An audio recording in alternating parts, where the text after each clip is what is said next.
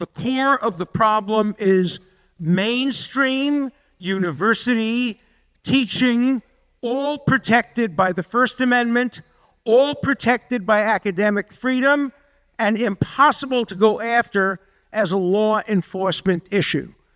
The bad news is that the current academic canon, what is being taught at major universities, and let me tell you, I know a little about this. I've been in higher education now, you're going to wonder about my statement, 70 years.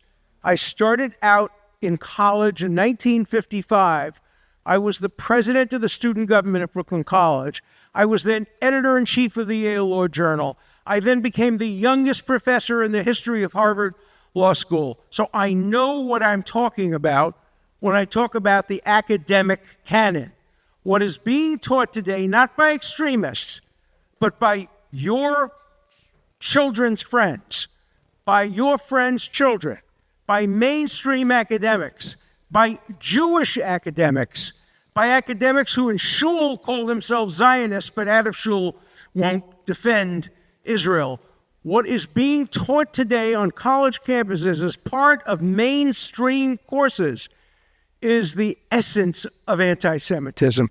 Students are learning anti-Semitism in virtually every class, every course, and in every lecture. Today, I'm just going to make a list of things that are going on in American universities today, and they will be familiar to you. And if I continued and read you the whole list, I think we would be going into the next panel. But Jews are accused of having privilege. That's a dirty word, having privilege. Jews are accused of being successful. Oh my God, success? No, we don't want meritocracy in our schools. We want DEI. We want diversity, equity, and inclusion, but certainly not meritocracy. Everything that Jews are good at, we are attacked for. What is the group in America that has most benefited through meritocracy? Obviously, it's been Jews. What is the country in the world that is most benefited by meritocracy? Tiny little country the size of New Jersey with no oil and no resources. That's the country of meritocracy. That's startup nation. So privilege, intersectionality, critical race theory, which is uncritical race theory. You can't criticize race theory. DEI, race-based affirmative action, internationalism, relating to the International Criminal Court, the International Court of Justice, the United Nations. Selective anti-nationalism. We hate nationalism, except when it's Palestinian nationalism. That we support. Selective nationalism. Palestinianism, which means that the only rights that are recognized on college campus today are the rights of Palestinian people. You never hear about the Kurds. You never hear about the Tatars. You never hear about the Uyghurs. You never hear about any group. It's only Palestinianism, which is simply another word of describing anti-Zionism and anti-Semitism. Orientalism, a phrase concocted by Edward Said at Columbia University. Qatarism. Qatarism, what is that? It's how Qatar is funding so many American universities in ways that are less than visible. Socialism and communism. Let's remember, too, that until the Soviet Union changed on a dime in the early 1960s, when they looked out the window and discovered, wow, Arabs have oil, they have the Suez Canal, Jews have sand and oranges, we're not going to support Israel anymore. That changed on a dime, and suddenly all the communist parties in Europe that were pro-Israel turned against Israel. All the American liberal left groups, even the American Civil Liberties Union, the National Lawyers Guild, all turned on a dime against Israelism.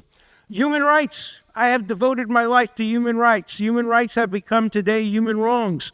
Human rights have been weaponized against Israel, against everything that Israel does. The Civil Liberties Union, National Lawyers Guild, NGOs. We all grew up thinking, wow, NGOs are so wonderful. Virtually every NGO today is anti-Israel. When you look at what happened on October 8th, the most important day in modern Jewish history, October 8th, not October 7th. October 7th was a disaster. It was a one-day horrible disaster. October 8th told us where we really were in the world when Amnesty International at Harvard blamed it all on Israel, and all the left-wing groups around the country blamed everything on Israel before Israel fired a single shot in the Gaza Strip. Student governments. Oh, who's not in favor of student governments? We want people to be able to elect student presidents. Every student government in the country virtually has turned out to be anti-Israel. Left-wing faculty, self-regeneration of how the faculty reinvents itself, Medor Lador, from every generation to every generation. The left-wing, hard left, anti-Zionist, anti-Israel faculty replicates itself and makes it impossible to have any changes. DEI administrations, it goes into high schools. Look what's going on in the private high schools, the elite private high schools in New York, Friends Academy, Dalton, all the schools that we all want to send our children and grandchildren to. They have become the centerpiece of anti-Zionism and anti-Semitism, and they're sending our kids to college with those attitudes. The media, New York Times, CNN, nobody should be surprised at the New York Times. The single most dangerous anti-Jewish publication in modern history. It turned against the Jews during the Holocaust. It turned against the Jews during the establishment of the State of Israel and opposed the establishment of the State of Israel. It is the newspaper of record, and it is a disgrace. CNN, MSNBC, others. Europe. We heard about Europe. Ireland. We all have Irish American friends. Most of our Irish American friends in America are very pro-Israel. You go to Ireland, it is the single most anti-Semitic state in all of Europe, and it didn't start here. It started in the Second World War when the Irish government supported Hitler and wouldn't allow British transports to land in Ireland. And now I want to talk to you for a minute in the most disturbing way about the greatest enemy today that Jews face, the greatest enemy that Israel faces. One word: Jews. Jews. We are our own worst enemy. When we see these arguments by ethnic identity, oh, Chomsky is Jewish, so he can't be an anti-Semite. Finkelstein is Jewish, so he can't be an anti-Semite. No, we're seeing such self-hatred within the Jewish community. We're seeing it in various different forms. Some of it's overt, Finkelstein, all that stuff. The cartoon that was talked about before, written by, of course, a Jewish Danziger, who is overtly anti-Jewish and anti-Israel. We are our greatest enemy. Pogo the cartoon once said, "We have seen the enemy and he is us." I see it all the time. Organizations like Temple Emmanuel in New York, which forbids me from speaking and making a pro-Israel speech, but pays Peter Beinart $25,000 to deny Israel right to exist. The 92nd Street Y, which bans speakers like me and encourages anti-Israel speakers. And these organizations have the imprimatur of the Jewish community. So people say, oh my God, why should we ever invite, fill in the blank, to speak on college campuses?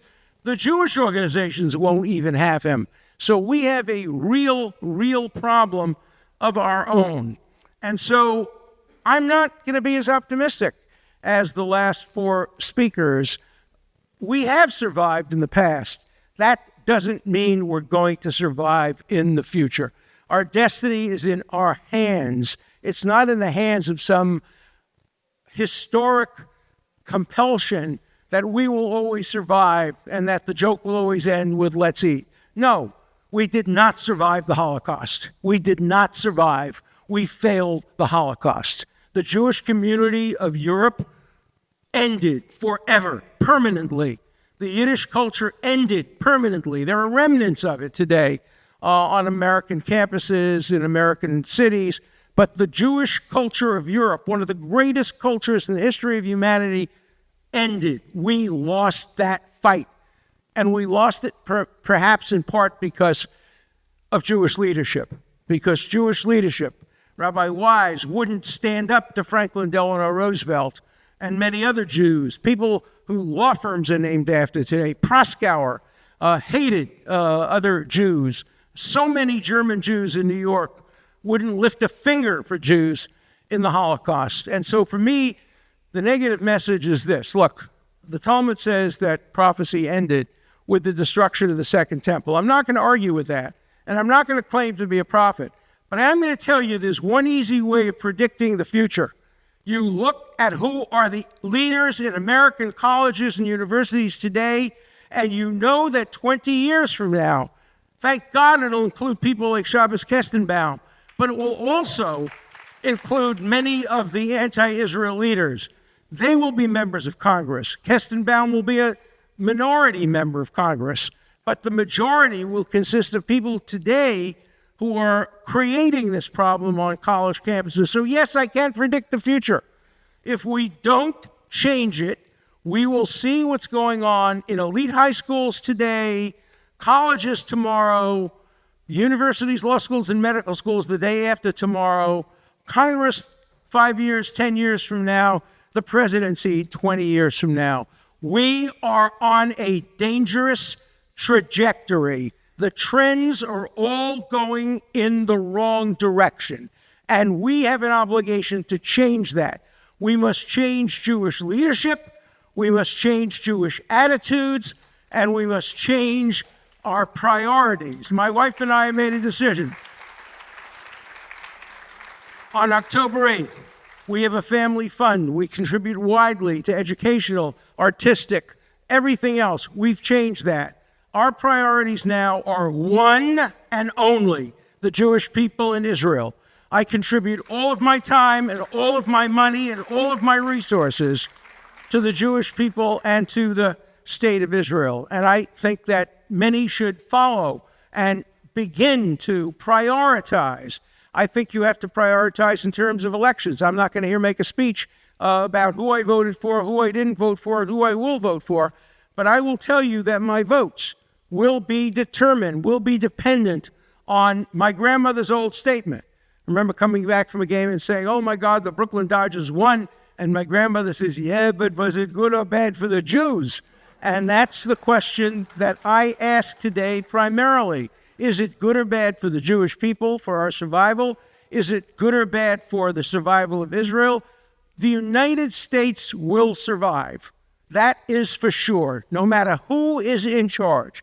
We have a system of checks and balances. It's working. The United States will survive. Israel's survival is not guaranteed. We can look to the Torah. We can look to the Psalms of David. But if we look to the Psalms of David, remember what Hashem told us. Hashem oz li'amo yitain. God will give the Jewish people oz. Hashem yivarech et amo b'shalom.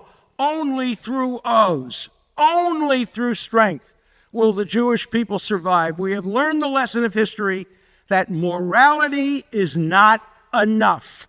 We had morality on our side in the 1930s and the 1940s. We did not survive. We have had morality on our side on October 7th. It was a disaster. Yes, strength without morality is no good, but morality without strength is also no good. So I urge all of you to devote all of your resources to strengthening Jewish communities, whether it be the shul in Palm Beach, whether it be Jewish events at places like Harvard and Yale. You can pick and choose which way to prioritize your intellectual, your financial, your physical resources, but we must prioritize Jewish survival. Thank you.